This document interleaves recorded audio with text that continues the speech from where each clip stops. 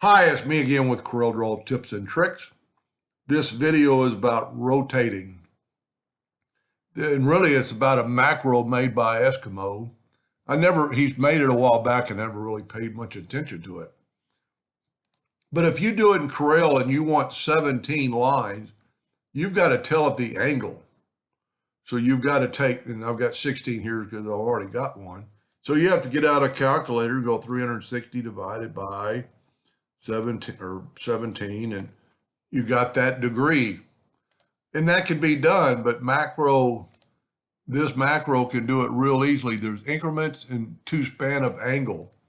It's got 360 already in there. So all we have to do is type in 17 and voila, it puts 17 perfectly shaped pies.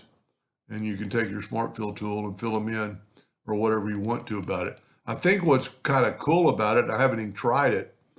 Let's go 270 degrees and have 17. So it's going to take up 3/4 of it, but there's divided by 17 exactly even. So you don't have to put in a degree. I will put a link to this macro at the bottom of the video, and it's a free macro.